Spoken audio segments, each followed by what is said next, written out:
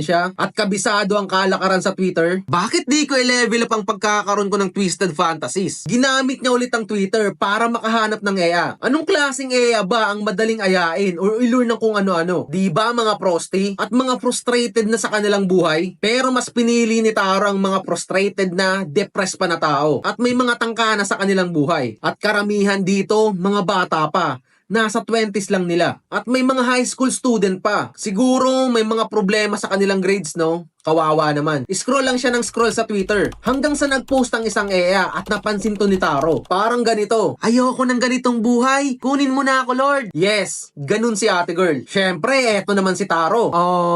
Tulungan kita? Nag-offer si Taro na tulungan ng depressed na EA. Wait lang, hindi para iligtas kundi para i-execute yung gusto nilang gawin sa sarili nila. Tangi, parang may consensual agreement, no? Teka, parang ang weirdo. Armin, ikaw ba yan? At hindi lang assistance ang ino-offer niya. Minsan, tititigan lang niya kung anong pwedeng mangyari. Hindi ko talaga magets Sobrang weird. Hanggang sa pumayag naman si ate girl. Dito tayo sa apartment kung sobrang laki. Nang makarating si ate girl, hindi na nakapaghintay si Taro na gawin ni ate girl ang gusto niyang gawin sa sarili niya. Kundi inunahan na ni Taro si ate girl. Hindi ko na ide-detalye ang ginawa ni Taro Alam niyo naman si TikTok, sobrang lambing sa akin. At yun, niligay ni Taro ang katawan sa cooler box at tinabi niya sa kanyang napakalaking apartment. After nito, may nag-tweet na naman. Pagod na ako. Si Taro naman, biglang lumaki ang mata pagkabasa. Nandito lang ako, tulungan kita. Naks naman, parang totoo, no? Si Taro na daw ang gagawa para walang sakit na maramdaman ng babae. Ang ending, alam nyo na, kawawang babae. Nilagay ulit ang katawan sa cooler at itinabi sa kanyang napakalaking apartment. Paulit-ulit lang ang ginawa ni Taro sa loob ng 2 buwan, guys. Oo, 2 buwan. At nakabiktima siya dito ng 9 na babae. 9 na babae sa loob lang ng 2 buwan. Tinalo pa